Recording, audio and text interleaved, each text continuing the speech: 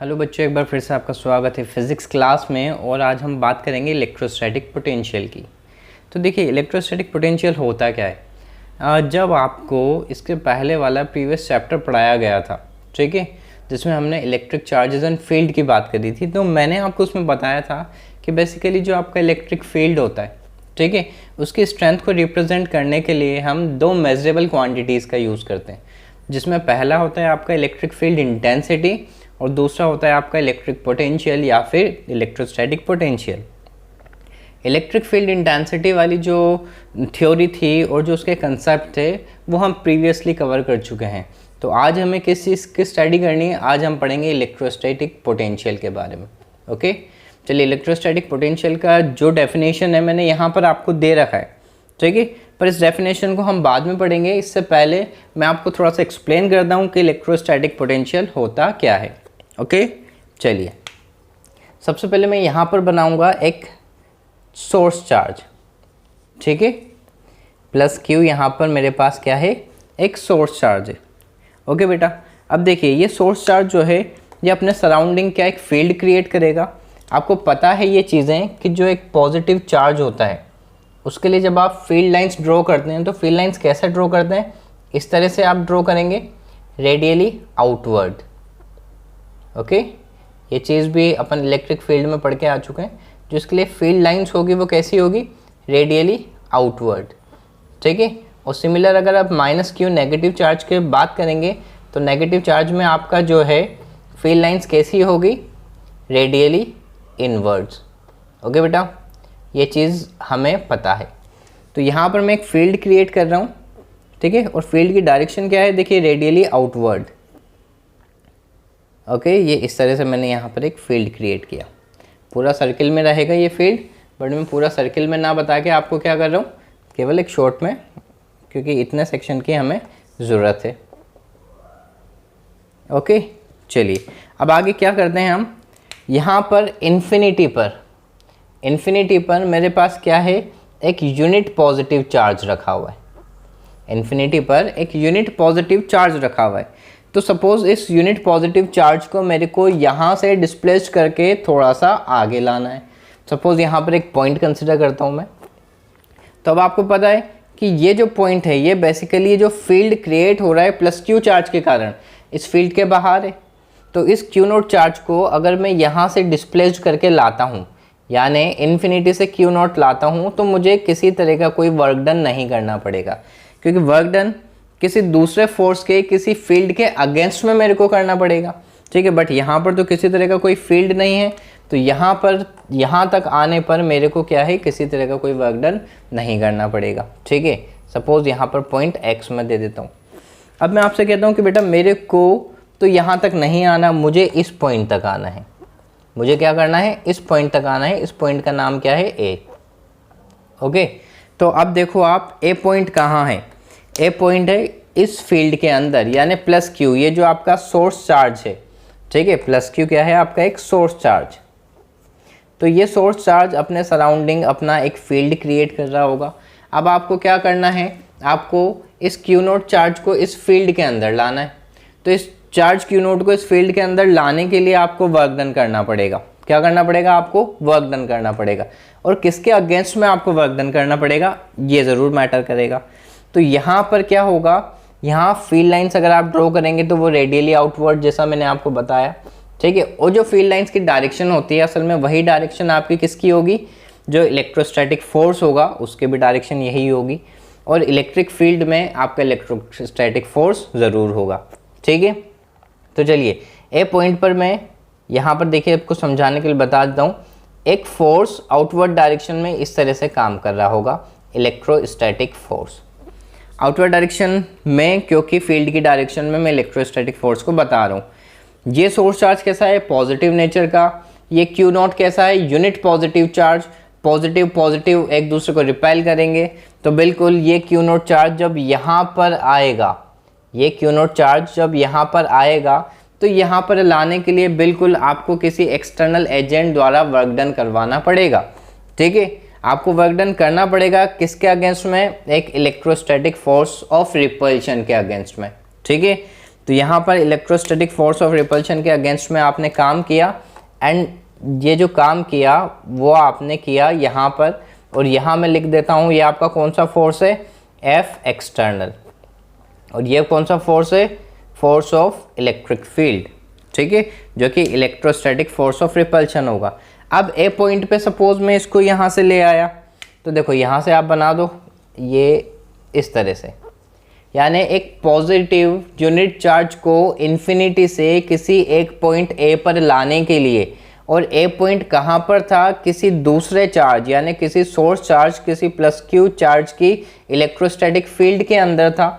तो इस point A पर लाने के लिए जो आपने एक्सटर्नल वर्क डन किया, that external work done upon magnitude of that charge, magnitude नहीं बोलेंगे क्योंकि यहाँ पर विथ साइन लेंगे, पॉजिटिव है इसलिए पॉजिटिव, नेगेटिव होगा तो नेगेटिव। सो मैग्नीट्यूड आप यहाँ ना बोले, इलेक्ट्रिक फील्ड में आपने बहुत जगह मैग्नीट्यूड का ही साथ लिया, ठीक है। फोर्सेस में भी आपने मैग्नीट्यूड वाइज ही सीन क्रिएट किया, यहाँ पर आपको मैग्नीट्यूड वाला सीन नहीं रखना है। पॉजिटिव चार्ज है तो plus Q not, negative charge है तो माइनस क्यू नॉट, ओके, ठीक है। तो दोबारा से सुनिएगा डेफिनेशन में क्या बोलने वाला हूँ। अब देखो जो डेफिनेशन में बोल रहा हूँ वही डेफिनेशन मैंने यहाँ पर ऊपर आप लोगों के लिए लिख रखी। तो ये डेफिनेशन आप देखिए, it is defined as the amount of work done in bringing a unit positive charge, ठीक है। ये यूनिट पॉजिटिव चार्ज जो कि इन्फिनिटी पे रखा है, इस यूनिट पॉजिटिव चार्ज को ब्रिंग करने में, इस यूनिट पॉजिटिव चार्ज को ए पॉइंट तक लाने में, ठीक है, from infinity to a certain point, so infinity से पॉइंट ए तक लाने में, और पॉइंट ए कहाँ है, in electrostatic field of some another charge, किसी दूसरे चार्ज का जो इलेक्ट्रिक फील्ड है उसके अंदर सिचुएट है, ठीक है, विदाउट एक्सेलरेशन, बहुत इंपॉर्टेंट है, विदाउट एक्सेलरेशन, यानी आपको यहाँ से इसको एक्सेलरेट करके नहीं लाना है, बहुत तेज़ी से नहीं लाना है, बहुत स्लो आपको लाना है, जिससे ये नो एक्सेलरेशन के साथ, विदाउट एक्सेलरेशन के साथ यहाँ पर आ जाए। यानी आप क्या करोगे, इसको नंबर ऑफ टर्म्स में इन्फिनिटी छोटे छोटे छोटे स्मॉल्स में बिल्कुल स्लाइटली डिस्प्लेस्ड करते हुए लाओगे, जिससे कि इसके एक्सेलरेशन पे इफेक्ट ना पड़े, ठीक है, इसका एक्सेलरेशन ना बढ़े। सो विदाउट एक्सेलरेशन हमें ये जो फिनोमेना है ये करना होगा। क्या मेरी बात समझ में आ गई बेटा? यही चीज़ मैंने आपको यहाँ पर पूरी तरह से समझा दी है, ओके। अब देखिए यहाँ पर फोर्सेस की बात कर लेते हैं। तो देखो जो ए पॉइंट है आपका, ठीक है, अब ये जो चार्ज है वो ए पॉइंट पर आके रुक गया, यानी कि यहाँ पर क्या होने वाला है बेटा, यहाँ पर जो आपका एक इलेक्ट्रोस्टैटिक फोर्स ऑफ रिपल्शन है और जो एक्सटर्नल फोर्स है, ठीक है, क्योंकि इस इलेक्ट्रिक फील्ड में इस चार्ज को लाने के लिए आपको एक्सटर्नल काम तो करना पड़ेगा, एक एक्सटर्नल फोर्स की रिक्वायरमेंट होगी। क्यों? क्योंकि ये जो फील्ड है और ये जो इसका फोर्स है तो यहाँ पर क्या है, पॉजिटिव पॉजिटिव होंगे, ये प्लस क्यू और ये प्लस क्यू, तो ये तो इसको धकेल रहा होगा, इसको रिपेल कर रहा होगा, तो ये इसको यहाँ पर नहीं आने देगा। तो यहाँ लाने के लिए मेरे को इस एक्सटर्नल फोर्स की ज़रूरत पड़ेगी, ओके। फिर मैंने इसको ए पॉइंट पर लाकर रख दिया, यानी कि ए पॉइंट पर जो एक्सटर्नल फोर्स है और जो इलेक्ट्रिक फील्ड से प्रोड्यूस फोर्स है, दोनों फोर्सेस बराबर होंगे, ठीक है, तभी तो ये ए पर स्टेबल हो पाएगा। अगर आप कहें कि यहाँ पर इलेक्ट्रिक फील्ड ज़्यादा होगा तो वो दोबारा इसको धकेलना शुरू कर देगा और अपने फील्ड से बाहर कर देगा। अगर आप करोगे एक्सटर्नल यहाँ पर ज़्यादा होगा तो ये यहाँ पर ए पर क्यों रुकेगा, ये पॉइंट और आगे खिसकता चला जाएगा। इसलिए मैंने यहाँ पर बताया है कि मैग्नीट्यूड वाइज ये दोनों फोर्सेस बराबर होंगे बट इनके डायरेक्शन अपोजिट होगी, ठीक है। तो यहाँ पर इन दोनों के लिए एक पॉइंट अपन लिख सकते हैं, क्या कि एफ ई का मैग्नीट्यूड एफ एक्सटर्नल के मैग्नीट्यूड के बराबर होगा ओके बेटा। पर यहाँ पर इनकी डायरेक्शन जो होगी वो डायरेक्शन कैसी होगी, वो डायरेक्शंस यहाँ पर इनकी होगी अपोजिट। क्लियर है? तो ये देखो बेसिक फंडामेंटल्स है इलेक्ट्रोस्टैटिक पोटेंशियल का। अभी मैंने केवल और केवल आपके साथ क्या है यहाँ पर किस तरह से इसको डिफाइन आप करोगे वो चीज़ मैंने आपको यहाँ पर एक्सप्लेन कर दी, ठीक है। आई होप ये चीज़ आपको बिल्कुल क्लियर हो गई होगी, ठीक है बेटा।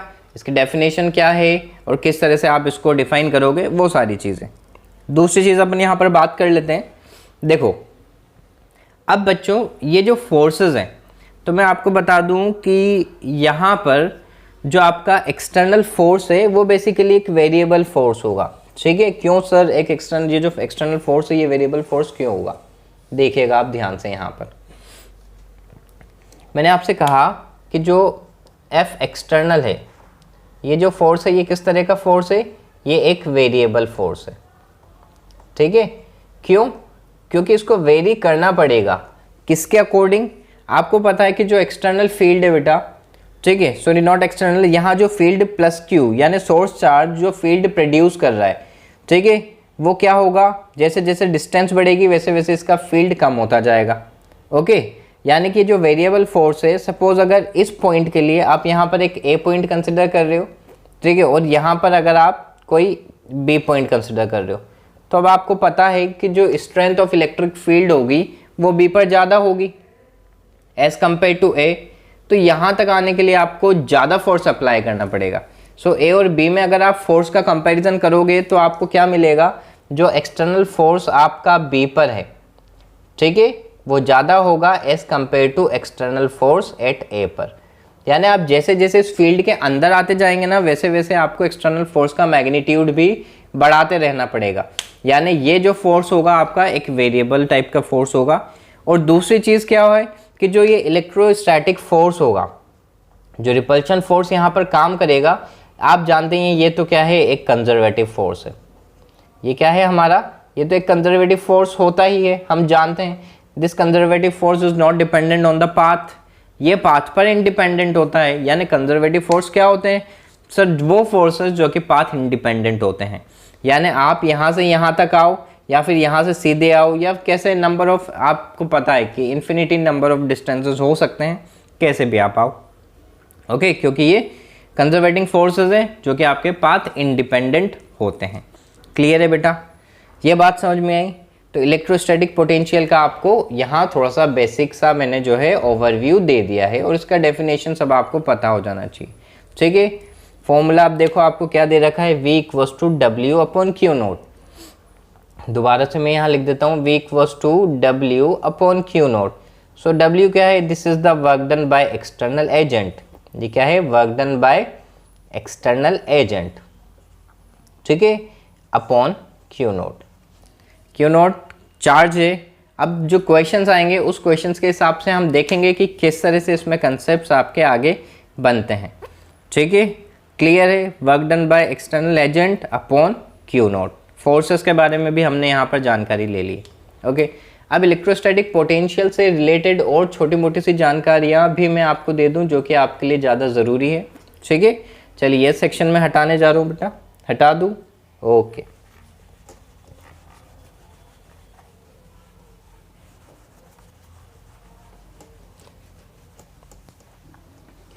चलिए बीच में लिख देते हैं हम इलेक्ट्रोस्टैटिक पोटेंशियल। ठीक है, इलेक्ट्रोस्टैटिक पोटेंशियल को रिप्रेजेंट किससे करते हैं, V से। ठीक है, इलेक्ट्रोस्टैटिक पोटेंशियल को रिप्रेजेंट कैसे करेंगे अपन, V से। तो इस V के बारे में कुछ अपन बातें कर लेते हैं अब कि इलेक्ट्रोस्टैटिक पोटेंशियल क्या है, स्केलर है, वेक्टर है, इसकी यूनिट्स क्या है। तो ये बेसिक सी चीज़ें अपन यहाँ पर कर लेते हैं। ठीक है, तो सबसे पहले मैंने अभी क्या बताया आपको, इसका फॉर्मूला V = W/Q0।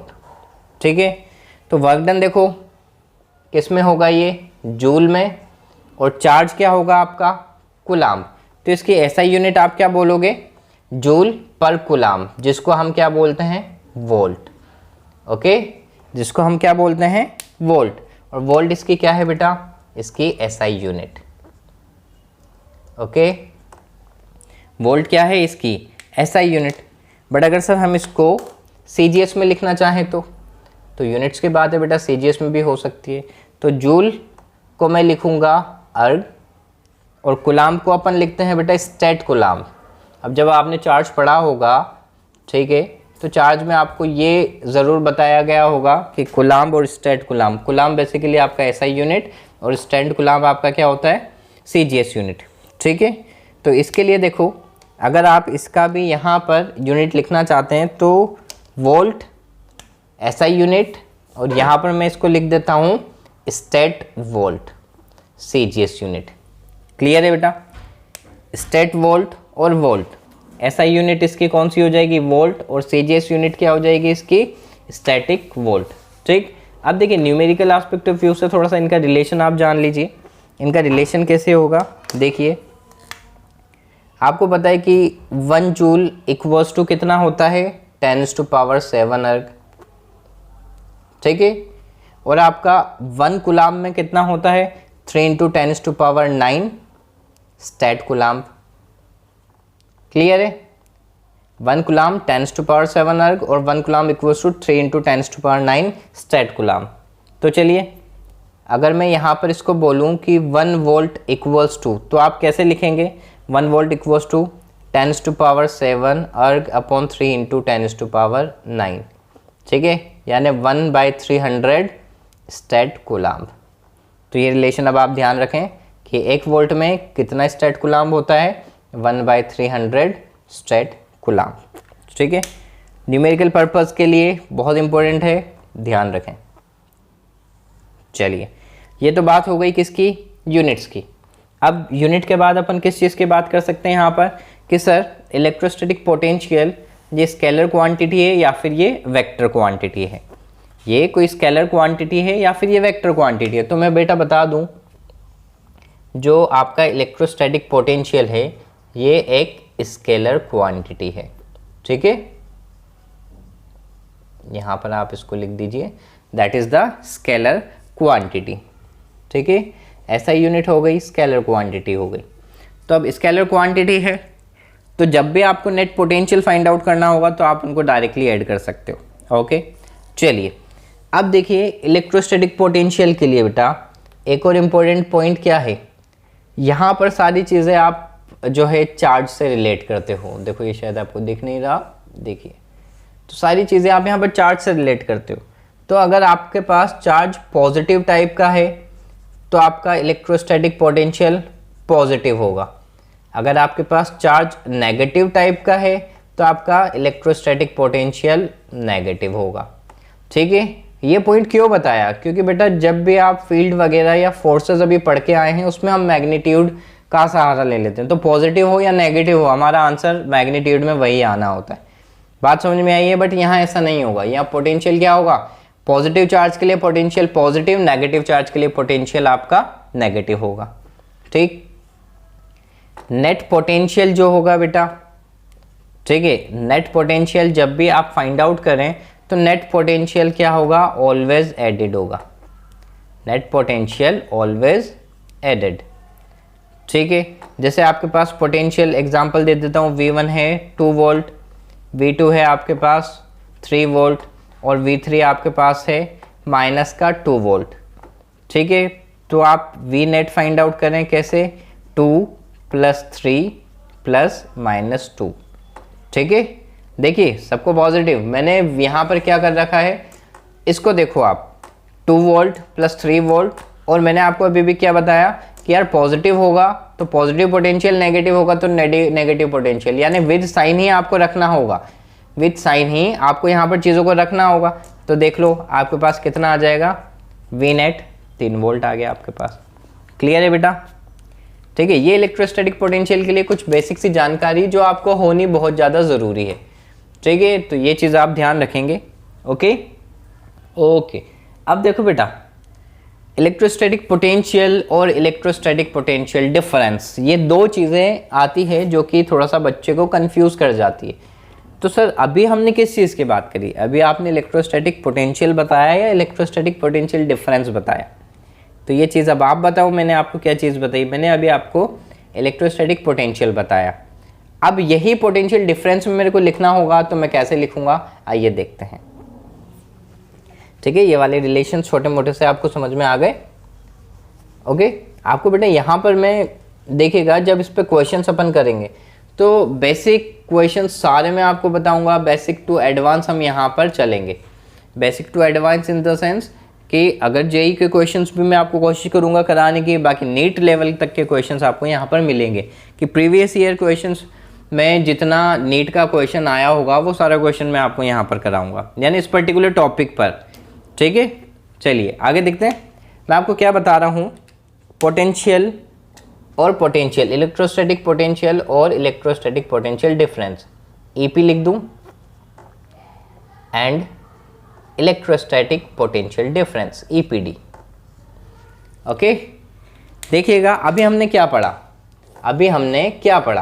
अभी आपने बताया सर पॉजिटिव चार्ज था, एक सोर्स चार्ज जिसने अपना एक फील्ड क्रिएट कर रखा था, और उस फील्ड में किसी एक पॉइंट पर आप इन्फिनिटी चार्ज को लेके आ गए थे, ठीक है, इन्फिनिटी पे रखे चार्ज को लेके आ गए थे, इन्फिनिटी चार्ज नहीं, ए और यहाँ पर दूसरा पॉइंट, ठीक है, इन्फिनिटी पर ये पॉइंट। ओके, अब आपको क्या करना था, यहाँ पर सर आपने एक पॉजिटिव का क्यू नोट चार्ज रखा और उसको यहाँ पर आप लेके आ गए, ठीक है। आपने हमें बताया वर्क डन क्या था, आपने बताया कि जो इलेक्ट्रोस्टैटिक पोटेंशियल था ए पॉइंट पर वो क्या हो गया, वो work done upon plus Q note, ये चीज़ आपने बताई है हमें अभी तक, ठीक है। अब देखो बेटा, जब भी आप पोटेंशियल लिखते हो वो हमेशा पोटेंशियल डिफरेंस की फॉर्म में ही रहेगा, मतलब सर, तो बेटा ये वी आया कैसे, मैं आपको बता देता हूँ, या आप अगर सिंगल पॉइंट पे बता रहे हो ना तो उसके लिए मैं बताता हूँ। आपने क्या किया, यहाँ पर पोटेंशियल ए पर लिखने के लिए सबसे पहले डेल्टा वी अगर मैं लिखूँ, डेल्टा वी यानी कि आपका पोटेंशियल डिफरेंस, ये कैसे लिखा सर आपने, तो डेल्टा वी यानी कि V final minus V initial, final point कौन सा होगा और इनिशियल पॉइंट कौन सा होगा। तो देखो मैं चार्ज को इन्फिनिटी से लेकर ए पर पहुंचा, यानी इन्फिनिटी से ए तक मैं चार्ज को लाया, तो मेरे लिए इनिशियल पॉइंट कौन सा था, इन्फिनिटी, और मेरे पास फाइनल पॉइंट कौन सा था, ए। क्या मेरी बात समझ में आई, ठीक है। इनिशियल पॉइंट इन्फिनिटी से ए तक लाया, तो इन्फिनिटी वाला पॉइंट इनिशियल पॉइंट, और ए तक लाया यानी ए वाला पॉइंट फाइनल पॉइंट। मैंने यहाँ क्या लिखा, V F minus V I, तो फाइनल देखो कैसे लिखूँगा, V A minus V infinity. Okay, किसके बराबर होगा, work done by external force to bring the charge from infinity to point A.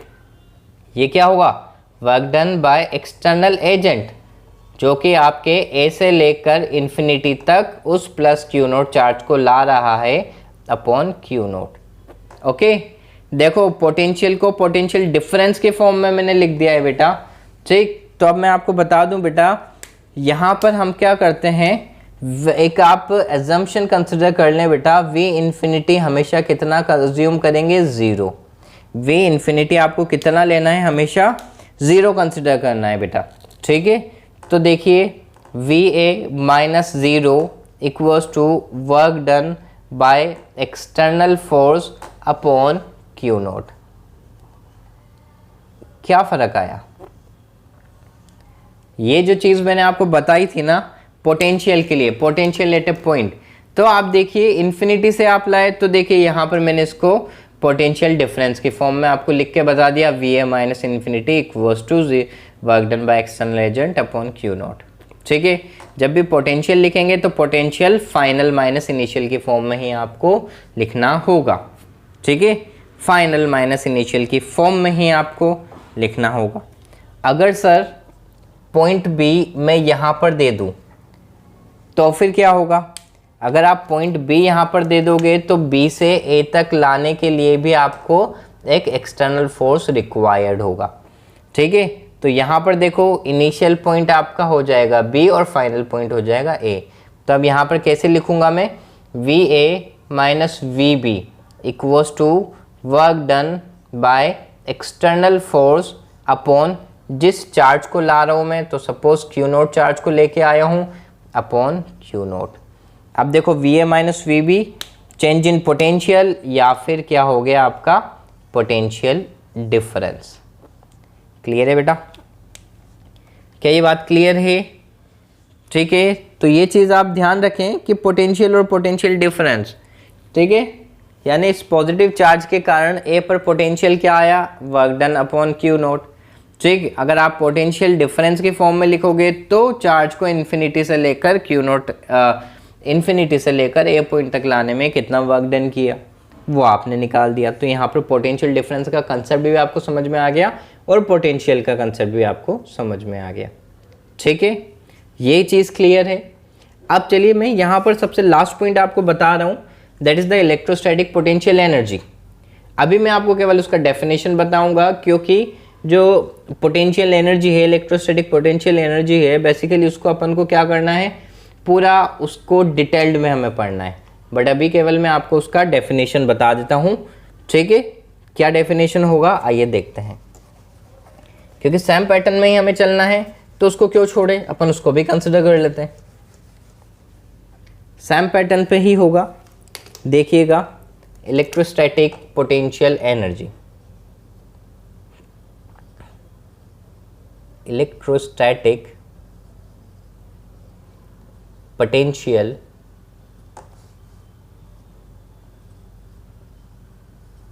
Energy.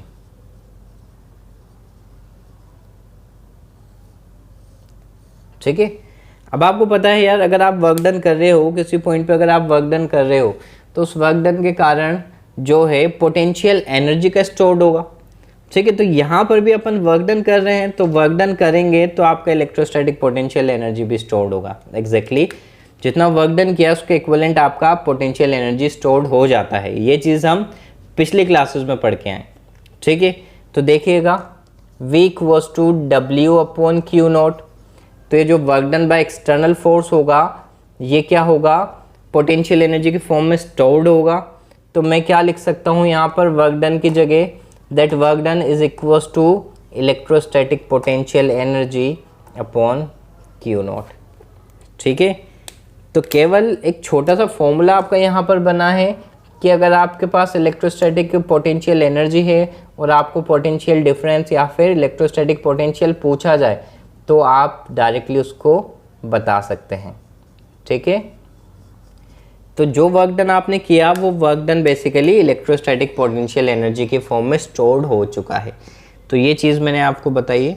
अगर आपको इसको डिफाइन करना हो तो कैसे डिफाइन करोगे, so basically potential energy of A charge at A point is the work done by external force in bringing the charge from infinity to certain point।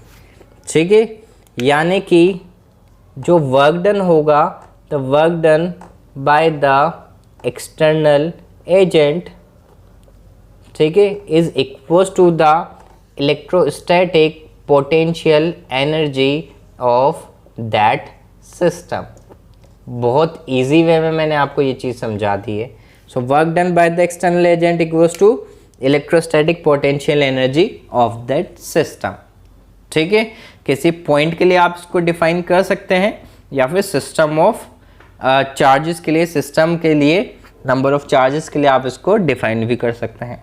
Clear है बेटा, तो ये चीज़ बस आप ध्यान रखें। और देखिए अब अपन क्या करते हैं, अब अपन पढ़ते हैं अपने न्यूमेरिकल सेशन की तरफ। क्लियर है बेटा यहाँ तक, चलिए न्यूमेरिकल की बात कर लेते हैं अब। तो चलिए सबसे बेसिक क्वेश्चन से अपन शुरू करते हैं। ठीक है, क्वेश्चन क्या कहता है, find the change in electric potential energy delta U हमें फाइंड आउट करना है as a charge of 2 × 10⁻⁻6 coulomb and -1 × 10⁻⁻6 coulomb moves from point A to B given that the change in potential between these points delta V equals to VB minus VA 24 volt. अब आपको क्या करना है, यहाँ पर change in electric potential energy यानी delta U का value find out करना है। तो डेल्टा यू का वैल्यू फाइंड आउट करने के लिए क्या करें, तो हमारे पास सबसे बेसिक फॉर्मूला हमने क्या पढ़ा था, हमने पढ़ा था कि जो इलेक्ट्रिक पोटेंशियल होता है V इक्वल्स टू वो होता है आपका electric potential energy upon Q not, यानी ये जो चार्ज हमने वहाँ पर टेस्ट चार्ज कंसिडर किया था तो इस तरह से फॉर्मूला हमने वहाँ पर दिया था। तो वैसे ही अगर मैं यहाँ पर इस चीज़ को मॉडिफाइड कर दूँ, यानी change in potential energy equals to change in electric potential equals to change in potential energy upon charge. ठीक है, ये इस तरह से अपन इसको लिख सकते हैं। तो चलिए फर्स्ट के लिए जब अपन काम करेंगे तो आपको डेल्टा यू निकालना है। So delta U equals to Q into delta V आप लिख सकते हैं। ठीक है, चलिए चार्ज आपको क्या दे रखा है, 2 × 10⁻⁻6। ओके, सो चलिए शुरू करते हैं इसको सॉल्व करना।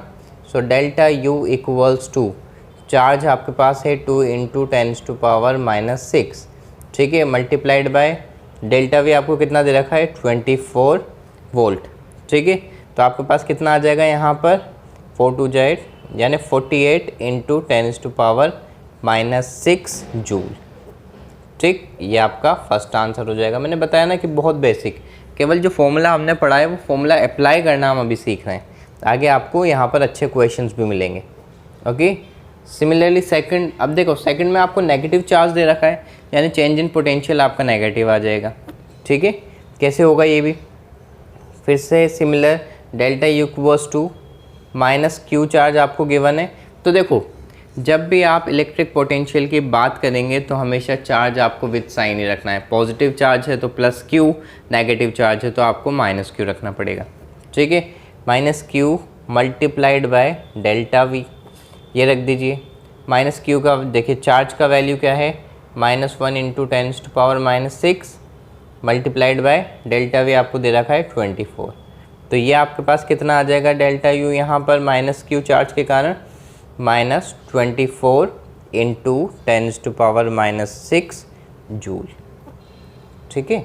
तो देखिए पॉजिटिव नेगेटिव ये जो चीज़ हैं ये आपको ध्यान रहनी चाहिए। ये क्वेश्चन कराने का केवल एक मकसद है कि मैंने आपको बताया था कि जब भी आप पोटेंशियल की बात करेंगे आपको चार्ज को विद साइन रखना पड़ेगा।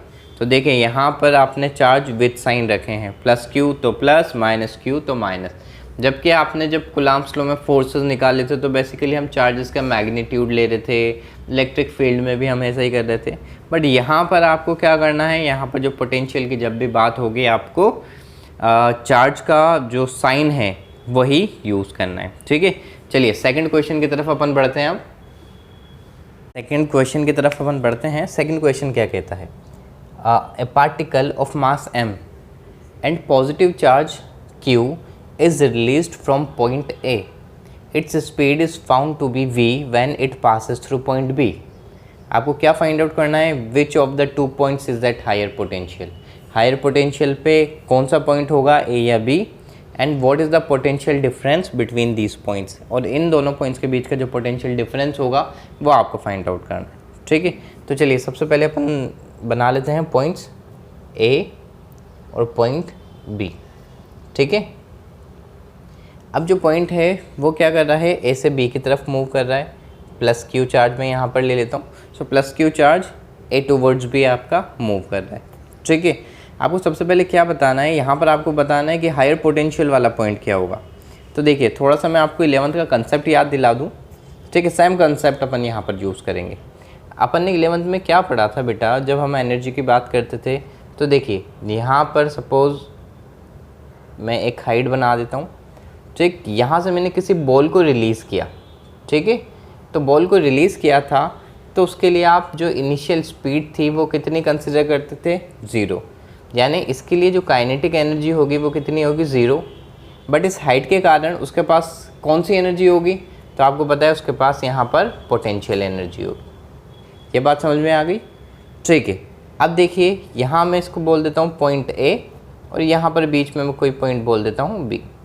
अब जैसे ही आपने इस बॉल को रिलीज़ किया वो बॉल क्या होगा, नीचे की तरफ आएगी और B पॉइंट पर पहुँचेगी। अब B पॉइंट पर उसके पास कुछ स्पीड आ गई, सपोज़ v, ठीक है। अब v जब उसके पास कोई स्पीड आ गई तो बिल्कुल उसके पास काइनेटिक एनर्जी भी आ गई होगी, क्यों, क्योंकि काइनेटिक एनर्जी आपका ½ mv² होता है, ठीक है। और उसके पास यहाँ पर कुछ पोटेंशियल एनर्जी भी रही होगी। तो बेटा अब देखो आपको पता है कि A से B के बीच में जो आपकी एनर्जी है वो तो कंजर्व रहने वाली है, क्योंकि एनर्जी को ना तो आप क्रिएट कर सकते हो ना डिस्ट्रॉय कर सकते हो, ठीक है। यानी A और B के बीच में जो एनर्जीज़ हैं वो आपकी कंजर्व रहेगी। तो यहाँ पर अगर मैं टोटल एनर्जी लिखता हूँ तो सपोज़ यहाँ पर 100% पोटेंशियल एनर्जी है, काइनेटिक एनर्जी 0 है। Suppose potential total energy 10 joule, ठीक है। सपोज़ टोटल एनर्जी A पर क्या होगा, कितनी, 10 जूल, जो कि किस में होगा, काइनेटिक और पोटेंशियल की फॉर्म में, ठीक है। किस फॉर्म में होगा, काइनेटिक प्लस पोटेंशियल एनर्जी की फॉर्म में। ये आपको बात समझ में आ गई, ठीक है। अब देखिए B पर जो टोटल एनर्जी होगा, यहाँ पर जो है एनर्जी तो रहनी है अपन को कितनी, टोटल एनर्जी एट A और B सेम रहनी है क्योंकि कंजर्व्ड होगा, ठीक है। बट यहाँ पर भी क्या होगा, दोनों का समेशन होगा, काइनेटिक एनर्जी और पोटेंशियल एनर्जी का। ठीक, देखिए अगर यहाँ पर काइनेटिक एनर्जी आपकी ज़ीरो थी, यानी कि टोटल एनर्जी आपकी क्या थी, पोटेंशियल की फॉर्म में, यानी अपन अज्यूम कर रहे हैं 10 जूल होगी। बट यहाँ पर अब इसके पास क्या होगा, कुछ काइनेटिक एनर्जी भी आ गई, यानी कि पोटेंशियल एनर्जी रिड्यूस हुई होगी और थोड़ा सा यहाँ पर काइनेटिक एनर्जी इंक्रीज़ हुई होगी। बट इंस्टेड ऑफ इट जो टोटल एनर्जी बी पर है वो 10 जूल ही देनी है, तो 10 जूल टोटल एनर्जी है।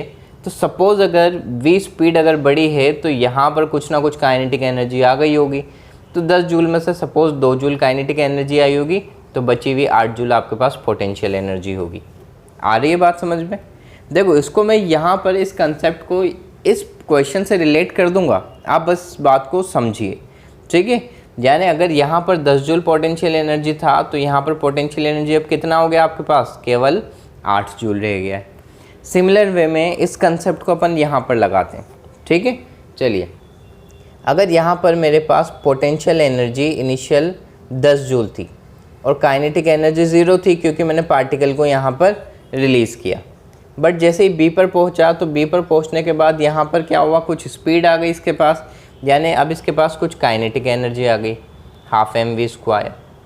ठीक है, सपोज़ यहाँ पर काइनेटिक एनर्जी कितनी आई, 2 जूल की काइनेटिक एनर्जी आ गई, तो पोटेंशियल एनर्जी कितना बचा होगा यहाँ पर, 8 जूल का। क्यों? क्योंकि टोटल एनर्जी तो कंजर्व रहनी है। यहाँ पर टोटल एनर्जी कितनी थी, 10 जूल, तो यहाँ पर भी टोटल एनर्जी कितनी होगी, 10 जूल। बट पहले वाले केस में सारी एनर्जी पोटेंशियल की फॉर्म में थी, यहाँ पर जो एनर्जी है वो कुछ काइनेटिक ने भी गेन कर ली। क्यों? क्योंकि पार्टिकल को रिलीज़ किया गया, बी पर उसकी v स्पीड है, v स्पीड के कारण उसकी काइनेटिक एनर्जी आ गई होगी।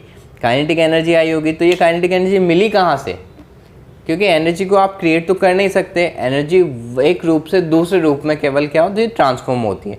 तो यहाँ से इसको पोटेंशियल एनर्जी से इसने कुछ एनर्जी ले ली और वो काइनेटिक में कन्वर्ट हो गई। आ गई बात समझ में, कंसेप्ट समझ में आ रहा है आपको? ठीक है, अब देखो ये चीज़ तो क्लियर है ना कि which of the two points is at higher potential. अब हायर पोटेंशियल वाला पॉइंट कहाँ क्या होगा, जहाँ पर पोटेंशियल एनर्जी ज़्यादा होगी।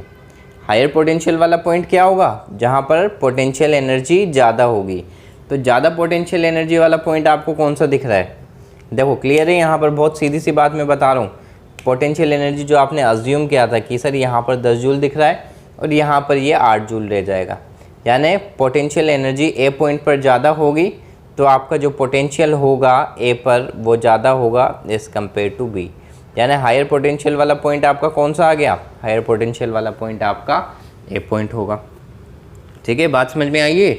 ये चीज़ क्या है, ये मैंने आपको समझाने के लिए बताया है, 11th का कंसेप्ट है बेटा।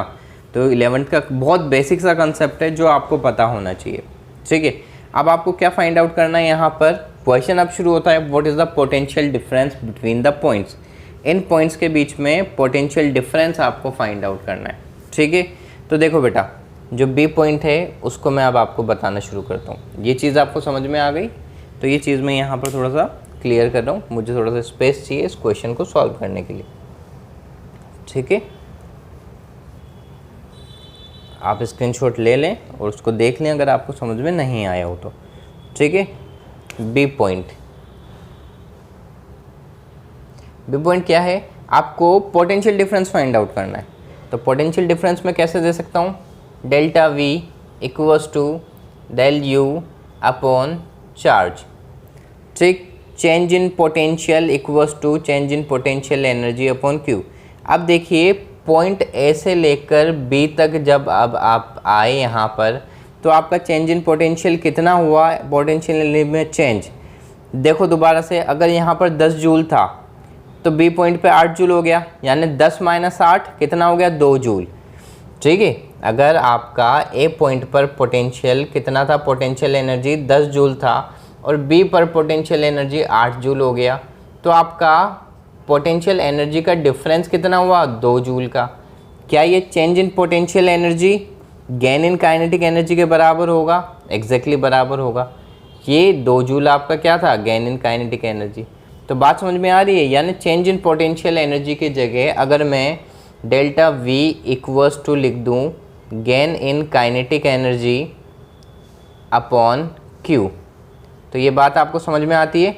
तो गेन इन काइनेटिक एनर्जी आपका कितना हो रहा था, हाफ एम वी स्क्वायर, तो इसको मैं लिख सकता हूँ M V square upon 2 into charge. ये आपका क्या आ जाएगा, ये आपका पोटेंशियल डिफरेंस आ जाएगा दोनों पॉइंट्स के बीच में। तो फर्स्ट पॉइंट आपका ये आंसर है, सेकंड पॉइंट आपका ये आंसर। ओके, अब वैल्यू पॉजिटिव है, इसका मतलब ये जो डेल्टा वी है ये असल में क्या है, ये डेल्टा वी आपका V A minus V B होगा। ठीक है, पॉजिटिव है यानी V A minus V B, higher potential से लोअर पोटेंशियल को आपने माइनस किया होगा तो पॉजिटिव आता। अगर आप V B minus V A करते तो यहाँ पर आपको minus M V square upon T Q देना पड़ता। बट चेंज की बात कर रहे हैं तो चेंज को हम हमेशा पॉजिटिव देंगे बेटा, तो आप ये चीज़ ध्यान रखिएगा। क्या मेरी बात समझ में आई? बहुत बेसिक सा क्वेश्चन था, आपका 11th का कंसेप्ट चेक करना चाह रहा था इस क्वेश्चन में, तो वो मैंने आपको बताया 11th का जो कंसेप्ट है एनर्जी वाला। ठीक है, किसी बॉल को आप ऊपर से रिलीज़ करते हो तो इनिशियल उसके पास पोटेंशियल एनर्जी होता है ड्यू टू हाइट, देन धीरे धीरे उस पर स्पीड बढ़ने लगता है जिससे उस पर काइनेटिक एनर्जी भी गेन होने लगती है। तो पोटेंशियल एनर्जी काइनेटिक एनर्जी में ट्रांसफॉर्म होने लगती है, बट टोटल एनर्जी हमेशा कंजर्व होती है, और उसी कंसेप्ट को हमने यहाँ पर यूज़ किया। तो आई होप आपको ये वाला क्वेश्चन समझ में आ गया होगा। ओके बेटा, चलिए अब अपन अपने नेक्स्ट क्वेश्चन की तरफ चलते हैं, क्वेश्चन नंबर 3 की तरफ। ओके, चलिए क्वेश्चन नंबर 3 की तरफ बढ़ते हैं। बहुत बेसिक सा क्वेश्चन है बेटा, बट कंसेप्ट आपको यहाँ पर समझ में आना चाहिए। ठीक है, अगर आप कंसेप्ट को पकड़ के नहीं चलोगे तो अच्छे स्टैंडर्ड के क्वेश्चंस आप नहीं कर पाओगे। तो पहले आप कंसेप्ट अंडरस्टैंडिंग करें by using solving simple type of questions. ठीक है, एक बार कंसेप्ट पे आप पकड़ बना लेंगे तो आप अच्छे स्टैंडर्ड के क्वेश्चंस भी कर सकते हैं। ठीक है, तो इसलिए पहले केवल कंसेप्ट अंडरस्टैंडिंग के लिए मैं कुछ क्वेश्चंस आपको यहाँ पर करा रहा हूँ, देन उसके बाद मैं आपको नीट स्टैंडर्ड के क्वेश्चंस भी प्रोवाइड करवाऊँगा। ठीक है, तो चलिए देखते हैं अपन question number 3। A charge of 10 coulomb is moved in an electric field of fixed charge distribution from point A to B slowly। ठीक है, चलिए एक पॉइंट A एक पॉइंट B। ठीक है, A to B चार्ज यहाँ पर क्या हो रहा है, पॉजिटिव चार्ज 10 कूलम्ब का है, तो पॉजिटिव चार्ज A से लेकर B तक मूव अपन करवा रहे हैं यहाँ पर। ठीक है, slowly the work done by external agent in doing so is 100 joule, find V A minus V B. V A minus V B आपको फाइंड आउट करना है। ठीक है, जो work done by external agent है वो आपको कितना दे रखा है, 100 जूल। तो देखो बेटा, अपन काम करना शुरू करते हैं। अब हमें जितना आता है ना हम वही कंसेप्ट लगाएंगे। ठीक है, अगर आप यहाँ पर पॉजिटिव नेगेटिव के जाल में फंस गए तो वो आपके लिए कॉम्प्लिकेशंस पैदा करेगा। तो देखिएगा, बहुत इजी वे में जो कंसेप्ट हमने पढ़ा है हम उसी को यूज़ करके ये क्वेश्चन सॉल्व करेंगे। देखिए, चार्ज ए से बी तक मूव कर रहा है, यानी ए पॉइंट यहाँ पर इनिशियल होगा और बी पॉइंट आपका फाइनल होगा। हम पोटेंशियल कैसे लिखते हैं, हम पोटेंशियल लिखते हैं V final minus V initial. ठीक है, तो V final minus V initial में यहाँ पर लिखूँगा, इसका मतलब V B minus V A मैं यहाँ पर लिखूँगा। आपको फाइंड क्या करना है, V A minus V B. मैंने क्या लिखा, V B minus V A. ऐसा मैंने इसलिए लिखा क्योंकि हमारा जो फॉर्मूला कहता है वो क्या कहता है, V B minus V A equals to delta V. चलिए मैं इसको लिख देता हूँ अभी, V B minus V A equals to delta V. ये किसके बराबर होगा, this is equals to work done by external force to move the charge A towards B upon जिस चार्ज को हम लेके जा रहे हैं वो चार्ज। यह बात आपको पता है। ये क्या करा, ये सारी चीज़ें हमने आप फॉर्मूले में पढ़ ली थी। ठीक है, अब हमें इसको अप्लाई करना है। तो देखिए, मैं V B minus V A की वैल्यू आपके लिए निकालूंगा पहले। अब देखिए बेटा, यहाँ पर आपको वर्क डन दिया हुआ है एक्सटर्नल एजेंट के थ्रू। तो देखिए, ए से बी अगर चार्ज मूव कर रहा होगा तो चार्ज क्या करेगा, in the field of electric field की डायरेक्शन में ये चल रहा होगा। ठीक है, तो फील्ड तो इसको क्या कह रही होगी, चल चल दौड़ यहाँ से, तो ये चार्ज जल्दी जल्दी जल्दी जा रहा होगा। बट आपको पता है कि इलेक्ट्रिक पोटेंशियल में जब चार्ज मूव होता है तो उसको बहुत स्लोली मूव कराना होता है ताकि वो एक्सेलरेटेड ना हो। यानी कि जो आपका एक्सटर्नल एजेंट काम करेगा वो किस डायरेक्शन में करेगा, इस डायरेक्शन में। ठीक है, work done by external agent किस तरह से इसको रोकता हुआ काम करेगा, यानी चार्ज आगे की तरफ भाग रहा होगा। देखो अगर ये आपका चार्ज है, ये आगे की तरफ ऐसे भाग रहा होगा, तो आपको क्या करना पड़ेगा, उसको धीरे करने के लिए अपोजिट डायरेक्शन में फोर्स लगाना पड़ेगा, that is force by external agent. तो वर्क डन भी आप यहाँ पर देखो अपोजिट डायरेक्शन में यहाँ पर काम कर रहा होगा। ठीक है, चलिए मैं V B minus V A की वैल्यू आपको निकालता हूँ, फिर उससे अपन V A minus V B निकाल देंगे। V B minus V A equals to work done by external agent, that is equals to 100 joule divided by charge कितना है आपका 10, कितना आ गया आपके पास यहाँ पर 10 वोल्ट। बट ये value V B minus V A की है, मुझे V A minus V B निकालना है। So V A minus V B equals to minus opposite of V B minus V A में लिख सकता हूँ। ठीक है, यानी कि आपके पास क्या आंसर आना चाहिए यहाँ पर 10 वोल्ट आपका आंसर होना चाहिए, वो भी नेगेटिव का। देखिए पॉजिटिव नेगेटिव का बहुत फ़र्क पड़ता है यहाँ पर, क्योंकि दो तरह के फोर्सेस बेटा आपके पास होते हैं, दो तरह के वर्क डन आपके पास होते हैं। एक वर्क डन जो ए से बी तक मूव करवा रहा है फील्ड के कारण जो वर्क डन होगा, यानी work done by electric field, और दूसरा वर्क डन जो कि स्लोली मूव करवा रहा है, that is work done by the external agent.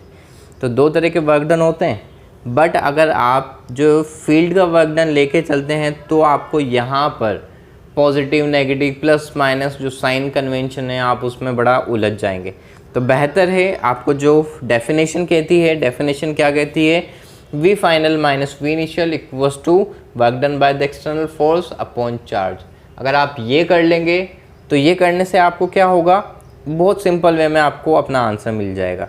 अब V B minus V A change in potential मैंने आपको यहाँ पर निकाल दिया था, बट आपको V A minus V B find out करना था, यानी V A minus V B minus V A का क्या हो जाएगा, उल्टा हो जाएगा।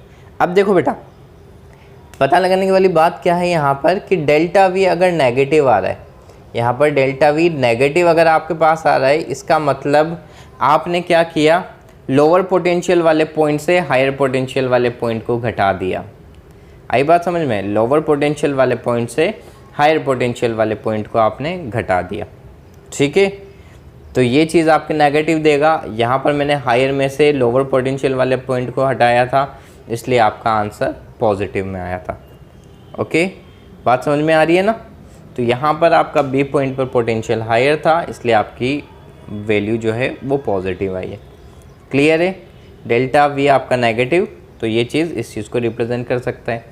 तो आपको तो minus V A minus V B का जो है सॉल्यूशन देना था, that is equals to -10 volt. ठीक है, समझ में आ गई बात। ओके बेटा, चलिए नेक्स्ट क्वेश्चन की तरफ चलते हैं, क्वेश्चन नंबर 4। ओके, क्वेश्चन क्या कहता है, electric potential at A is 20 volt, at B -40 volt. Find the work done by external force and electrostatic force in moving an electron slowly from B to A. देखो जो charge है वो basically हमारे पास अभी negatively charge particle है, यानी electron है, electron B से लेकर ए तक मूव कर रहा है। तब मैंने आपको क्या समझाया है, मैंने आपको एक चीज़ बताई है कि यार बेटा आप फाइनल टू इनिशियल जो है पोटेंशियल लेके चलें। इनिशियल बी से ए की तरफ जा रहा है, यानी इनिशियल पॉइंट बी होगा, फाइनल पॉइंट ए होगा। तो आप कैसे लिखते हैं, आप हमेशा लिखें V final minus V initial. ठीक है, V final minus V initial, यानी कि अपन V A minus V B लिखने जा रहे हैं यहाँ पर। Okay, V A minus V B आपका क्या होता है, so this the work done. Work done किसके कारण, एक्सटर्नल फोर्स के कारण, work done by external force to move the charge from B towards A upon charge. Charge क्या है, माइनस क्यू लगाया क्योंकि इलेक्ट्रॉन है, और इलेक्ट्रॉन आप जानते हो इलेक्ट्रॉन का चार्ज कितना होता है, नेगेटिव में इसका चार्ज होता है -1.6 इंटू 10⁻⁻19 कूलाम। ओके, चलिए अपन फाइंड आउट करते हैं V A minus V B. Sorry, V A minus V B तो आपको नहीं फाइंड आउट करना है, आपको तो बेसिकली यहाँ पर वर्क डन फाइंड आउट करना है। तो वर्क डन आप कैसे फाइंड आउट करोगे, आपको यहाँ पर ए का पोटेंशियल दिया हुआ है, वी ए कितना दिया हुआ है आपके पास 20 वोल्ट, वी बी आपको कितना दिया हुआ है यहाँ पर -40 वोल्ट। ठीक है, आपको क्या करना है, देखो आपको V A minus V B करना है, तो यहाँ पर V A minus V B equals to work done by external force. ठीक है, work done by external force divided by -q charge, यानी कि इलेक्ट्रॉन। सॉल्व कर लीजिए इसको, कितना होगा 20, यानी 20 माइनस माइनस प्लस हो जाएगा, यानी 60 into minus Q equals to work done by external force. Clear है, बात समझ में आ रही है? बहुत इजी वे में करता जा रहा हूँ। माइनस क्यू यानी इलेक्ट्रॉन का जो चार्ज होता है, अब आप वो रख दीजिए 60 into minus 1.6 into 10⁻⁻19 coulomb. This is the work done by external force. आप इसको सॉल्व कर दीजिए 60 इंटू 1.6 इंटू 10⁻⁻19, तो ये आपके पास कितना आएगा? ये आपके पास आएगा माइनस 9.6 इंटू 10⁻⁻18 जूल। ठीक है, वर्क डन किसके कारण? एक्सटर्नल एजेंट के कारण या एक्सटर्नल फोर्स के कारण। ठीक है, एक्सटर्नल फोर्स के कारण अगर आपका वर्क डन नेगेटिव आया है, एक्सटर्नल फोर्स के कारण अगर आपका वर्क डन नेगेटिव आया है, तो इट्स ऑब्वियस ना बेटा कि जो वर्क डन होगा इलेक्ट्रोस्टैटिक फोर्स के कारण वो क्या होगा? पॉजिटिव होगा। क्यों भाई? अब ये बात मैं आपको समझाऊं। होता क्या है यहाँ पर, बेसिकली आप क्या करते हैं बेटा, जो एक्सटर्नल फोर्स होता है, ठीक है, मैग्नीट्यूड वाइज बात करूँ तो जो एक्सटर्नल फोर्स का मैग्नीट्यूड होता है वही मैग्नीट्यूड आपका किसका होगा? जो आपका कंजर्वेटिव फोर्स होता है, यानी इलेक्ट्रोस्टैटिक फोर्स। ठीक है, मैग्नीट्यूड वाइज दोनों सेम होते हैं, बट अगर आप मैग्नीट्यूड हटा दो तो आपको पता है कि जो एफ एक्सटर्नल होगा, ठीक है, या फिर जो आपका इलेक्ट्रोस्टैटिक फोर्स होगा that is equals to minus of F external. तो सिमिलर वे में मैं लिख सकता हूँ ना यहाँ पर कि जो वर्क डन होगा आपका किसके कारण? फील्ड के कारण, वो कितना होगा? वो negative of work done by external force के बराबर होगा। ऐसा मैं लिख सकता हूँ यहाँ पर। तो अगर वर्क डन एक्सटर्नल आपका माइनस 9.6 इंटू 10⁻⁻18 जूल है, तो यहाँ पर मैं वर्क डन बाय फील्ड या फिर work done by electrostatic force, ESF लिख रहा हूँ बेटा, electrostatic force equals to minus of work done by external, तो माइनस माइनस प्लस हो जाएगा, तो आपके पास क्या आ जाएगा? 9.6 इंटू 10⁻⁻18 जूल। ठीक है, दोनों वर्क डन आपने निकाल लिए। अब देखो, इसमें बिल्कुल कन्फ्यूजन वाली बात है ही नहीं बेटा। आप तो केवल अपना जो कंसेप्ट है, जो डेफिनेशन बोलती है, वो पकड़ के चलो, कहीं पे भी आपकी गलती की गुंजाइश होएगी ही नहीं। ठीक है, जैसे मैं आपको बता रहा हूँ, आप अगर यही पैटर्न फॉलो करेंगे ना तो कहीं गलती नहीं होगी।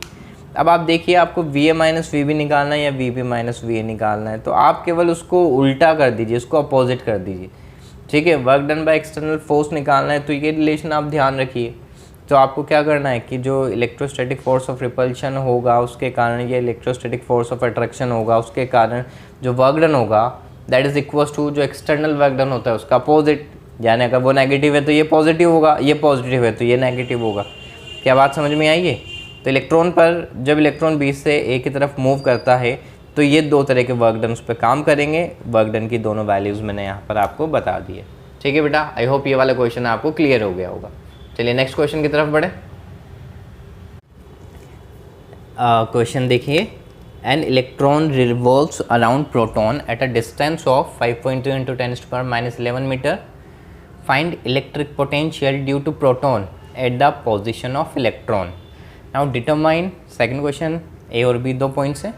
बी पॉइंट्स में पूछता है determine electrostatic potential energy between two particles. तो देखिए यहाँ पर आपका क्या है, एक इलेक्ट्रॉन प्रोटॉन के, यानी यहाँ पर मैं बना देता हूँ प्रोटॉन, और जो एक इलेक्ट्रॉन है वो यहाँ पर रिवॉल्व कर रहा है इस तरह से। ठीक है, तो यहाँ मैं बना देता हूँ इलेक्ट्रॉन। दोनों के बीच का जो डिस्टेंस है वो आपको कितना गिवन है? 5.3 इंटू 10⁻⁻11। तो बेटा देखिए, ये आपका पॉजिटिव चार्ज है। ठीक है, तो इस पॉजिटिव चार्ज के कारण आपका R distance, R 5.3 into 10⁻⁻11 distance पर यहाँ पर आपके पास कोई नेगेटिव चार्ज रखा हुआ है। इस नेगेटिव चार्ज पर कितना पोटेंशियल होगा वो फाइंड आउट करना है। ठीक है, तो पॉइंट चार्ज के कारण पोटेंशियल वाला फॉर्मूला मैं यहाँ पर यूज़ कर सकता हूँ। सो V इक्वल्स टू KQ/R में यूज़ कर सकता हूँ ये वाला फॉर्मूला बेटा। ठीक है, चलिए ये फॉर्मूला अपन यहाँ पर यूज़ करेंगे। तो अब आपको पता है कि V कैसे निकालेंगे, V Q क्या है, यहाँ पर प्रोटॉन है, पॉजिटिव चार्ज है, तो प्लस का प्लस रहने देंगे। K का वैल्यू 9 × 10⁻⁹ रख दूंगा। Q का वैल्यू देखिए बेटा, अब Q का वैल्यू आप क्या रखोगे, Q यानी कि चार्ज किसका, प्रोटॉन का चार्ज। तो प्रोटॉन का चार्ज कितना होता है, पॉजिटिव 1.6 × 10⁻⁻19 कूलम। ठीक है, सेपरेशन दोनों के बीच में कितना है, 5.3 × 10⁻11 मीटर। ठीक है, चलिए अब इसको सॉल्व करते हैं। इसको सॉल्व कैसे करेंगे, ये 9 × 10⁻9 एज इट इज़ मैं रख देता हूँ। यहाँ पर मैं लिख देता हूँ 16 × 10⁻20।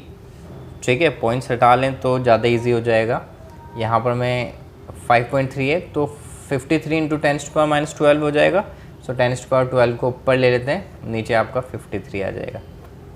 ठीक है, चलिए जब इसको सॉल्व करेंगे अपने, तो इसको सॉल्व करने पे आपके पास कितना आ जाएगा, इसको सॉल्व करने पे आपके पास आएगा 9 × 16 × 10 डिवाइडेड बाई 53।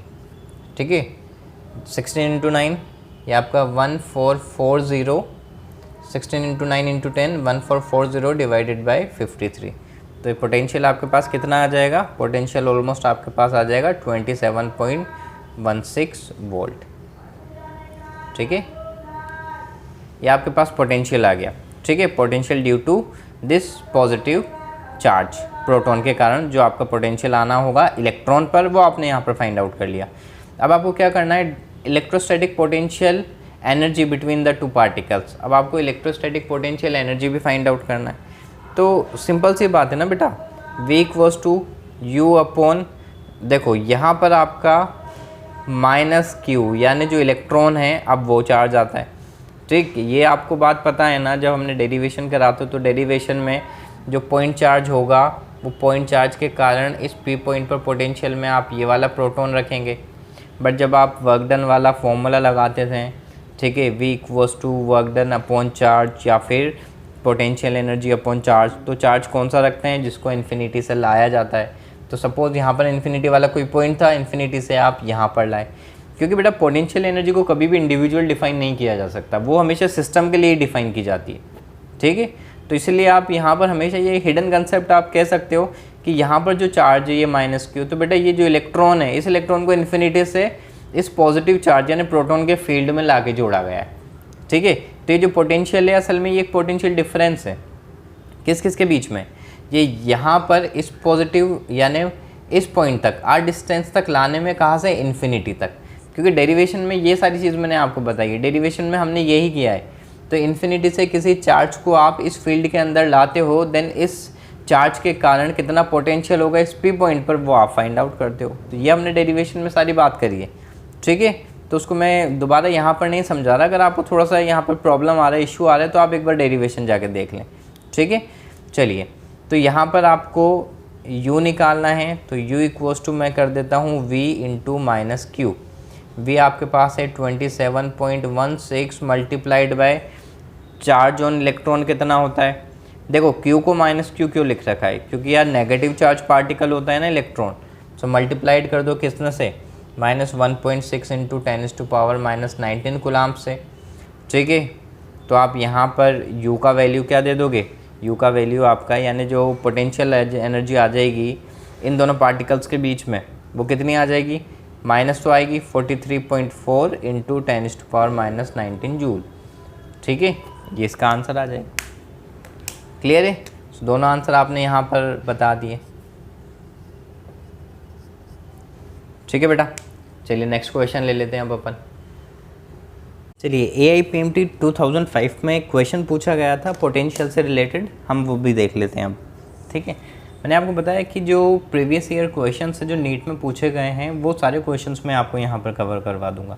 तो बेसिकली जो इलेक्ट्रिक पोटेंशियल वाला अपना सेक्शन था, जिसमें आपका बेसिक्स ऑफ इलेक्ट्रिक पोटेंशियल, ठीक है, और किसी ना पॉइंट चार्ज के कारण जो इलेक्ट्रिक पोटेंशियल होता है वो, तो उन दोनों से जो रिलेटेड क्वेश्चंस आ चुके हैं, वो क्वेश्चंस 2 क्वेश्चन पूछे जा चुके हैं। पहला क्वेश्चन 2005 में आया था, तो उसकी अपन बात कर लेते हैं। देखो, as per the diagram a point charge +Q is placed at the origin, +Q यहाँ पर ओरिजिन पे प्लेस्ड है। So work done in taking another point charge -Q charge आपका यहाँ पर देखिए आपको डायमेंशंस दे रखे हैं इसके, फ्रॉम ए कोऑर्डिनेट्स दे रखे हैं, सॉरी 0, a, तो ए पॉइंट आपका यहाँ पर है और बी पॉइंट आपका a, 0 पर है along the straight path A B. ठीक है, आपको क्या करना है, आपको पोटेंशियल डिफरेंस यहाँ पर फाइंड आउट करना है। ठीक है, तो पोटेंशियल डिफरेंस फाइंड आउट करने का अब तरीका अपन को पता है। आपका चार्ज मूव कैसे कर रहा है, ए टूवर्ड्स बी, यानी चार्ज आपका इस तरह से मूव कर रहा होगा। ठीक है, तो अपन क्या करेंगे, आपका इनिशियल पॉइंट ए है और फाइनल पॉइंट आपका बी है, तो मैंने आपको जो सिखाया है आपको केवल उसी पे ही चलना है। ठीक है, आप V final minus A V initial लिख दीजिए, V B minus V A लिख दीजिए। ये क्या होगा, ये बराबर होगा work done by external agent, ठीक है, डिवाइडेड बाय जिस चार्ज को आप प्लेस कर रहे हैं। तो चार्ज माइनस क्यू है तो यहाँ पर मैं माइनस क्यू चार्ज लिख दूंगा। ओके, चलिए सॉरी, यहाँ पर आपको वर्क डन फाइंड आउट करना था, मैंने आपको पोटेंशियल डिफरेंस बोल दिया। वर्क डन आपको फाइंड आउट करना है, सो वर्क डन एक्सटर्नल ये यहाँ पर हम फाइंड आउट कर सकते हैं बेटा, कितना होगा। इसके लिए अब आपको क्या है, आपको वी बी और वी ए की ज़रूरत पड़ेगी बेटा। तो ये कैसे फाइंड आउट करें अब, ठीक है, देखिएगा बेटा, ये पॉइंट ए है और यहाँ पर आपके पास कोई प्लस क्यू चार्ज है। ठीक है, तो इस पॉजिटिव चार्ज के कारण इस पॉइंट ए पर जो पोटेंशियल है वो मैं फाइंड आउट कर सकता हूँ by using the formula V A equals to K positive charge Q upon R, इनके बीच का डिस्टेंस ए, यानी V A equals to K Q upon A मैं लिख सकता हूँ। ठीक है, डायरेक्ट फॉर्मूला अप्लाई किया है बेटा, कुछ नहीं किया। ठीक है, सिमिलरली यहाँ पर आपको प्लस क्यू चार्ज ओ पर रखा हुआ है और यहाँ पर बी पॉइंट जो कि सेपरेशन इनका कितना है ए, तो इस प्लस क्यू पोटेंशियल के कारण बी पॉइंट पर जो पोटेंशियल होना होगा वो कितना होगा, we B equals to K Q upon ए। बात समझ में आ रही है? ठीक है, बिल्कुल इजी वे में। तो ये पोटेंशियल आपको वी और वी बी का पता लग गया है। ठीक, अब आपको क्या करना है, आपको V B minus V A find out करना है। तो देखिए यहाँ पर वी ए के क्यू अपॉन है और वी बी भी के क्यू अपॉन है, यानी जब आप V B minus V A करोगे तो इसका माइनस करने पे आपको क्या मिलेगा, 0। ठीक है, यानी work done by external agent आपका कितना हो जाएगा यहाँ पर, 0। बहुत इजी सा क्वेश्चन है, IPMT 2005 में फ्री का नंबर आई थिंक ये बच्चों को देके गया होगा। ठीक है, देखिए पोटेंशियल आपने निकाल दिया। ठीक है, इस पॉजिटिव चार्ज के कारण ए पर पोटेंशियल वी ए कितना होगा, के क्यू अपॉन है। इस पॉजिटिव चार्ज के कारण बी पर पोटेंशियल कितना होगा, के क्यू अपॉन है। तो यहाँ पर तो आपको V B minus V A find out करना है ना, तो V B minus V A का आपको प्रोडक्ट क्या आएगा, 0।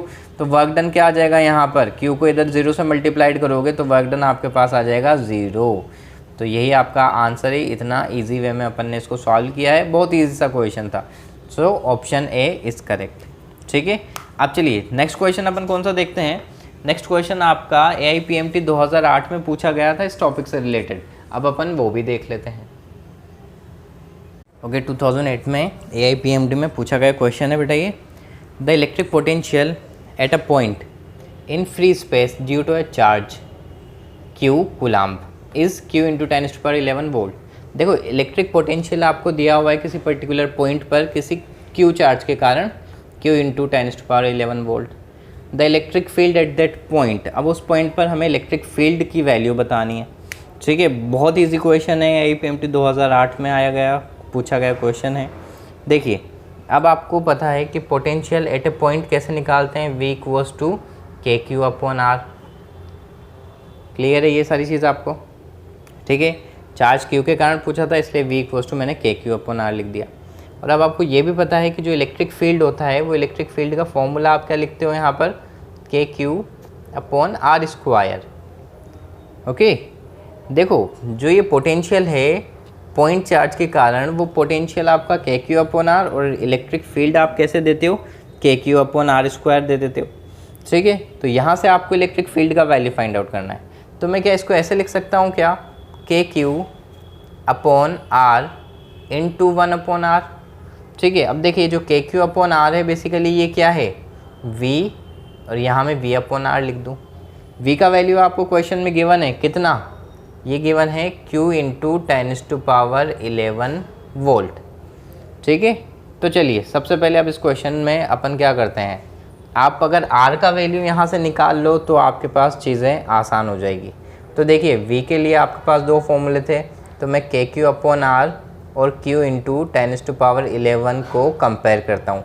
Q से Q कैंसिल आउट हो जाएगा, आपके पास R की वैल्यू क्या आ जाएगी, K/10⁻11 इक्वल्स टू R। ये जो R की वैल्यू है बेटा, ये R की वैल्यू अगर मैं यहाँ पर रख दूँ तो V का वैल्यू आपके पास कितना है, Q इंटू 10⁻11। R का वैल्यू आपके पास कितना है, K अपॉन है तो इसको ऊपर भेज दूँ 10⁻11, यानी Q इंटू 10⁻22 अपॉन K। ऐसे लिख सकता हूँ मैं इसको, ठीक है, बिल्कुल ऐसे लिख सकते हैं। तो इलेक्ट्रिक फील्ड आपके पास क्या आना होगा बेटा, Q की जगह देखिए यहाँ पर एप्सिलॉन में लिखा हुआ है, तो मैं क्या लिख सकता हूँ, Q इंटू 10⁻22, आगे देखो K है तो K की जगह 1/4 पाई एप्सिलॉन नॉट, तो वो उसको अपन ऊपर भेज देते हैं, तो 4 पाई एप्सिलॉन नॉट। तो E का वैल्यू आपके पास क्या आएगा बेटा, 4 pi epsilon not Q into 10⁻22 volt पर मीटर। आई बात समझ में, कितना इजी क्वेश्चन है। यानी देखो डायरेक्टली फॉर्मूलाज अगर आपको याद है ना तो आप ये क्वेश्चन कर पाओगे, फॉर्मूला बेस्ड क्वेश्चन आपको पूछा गया है। तो देखिए बहुत इजी क्वेश्चंस पूछे गए हैं बेसिकली इस टॉपिक से, तो जो आपका AIPMT 5 में और 8 में क्वेश्चन पूछा गया था। हालांकि उसके बाद ये इलेक्ट्रिक पोटेंशियल जो बेसिक है उससे क्वेश्चन पूछा नहीं गया। बाकी हाँ, इस चैप्टर में अभी आगे आपके बहुत सारी चीज़ें बाकी है, जैसे जब रिलेशन पढ़ेंगे हम पोटेंशियल और फील्ड का, ठीक है, तो उस रिलेशन पे आपके कंटिन्यूसली काफ़ी क्वेश्चंस पूछे जा रहे हैं। तो वो सेक्शन जब आएगा तो मैं आपको उस पर बेस्ड जितने नंबर ऑफ़ क्वेश्चन है वो सारे कराऊंगा, ठीक है। तो आज की क्लास अपन यहीं पे ख़त्म करते हैं बेटा, ठीक है। आई होप आपको नंबर ऑफ़ क्वेश्चन जो बेसिक अंडरस्टैंडिंग के लिए थे वो भी समझ में आ गए होंगे। जो नीट स्टैंडर्ड पे आपके क्वेश्चंस पूछे गए थे वो दोनों भी मैंने आपको करा दिए, आई होप वो भी आपको समझ में आ गए होंगे। अगर वीडियो आपको पसंद आए तो प्लीज़ लाइक एंड सब्सक्राइब ज़रूर कीजिएगा। Thank you.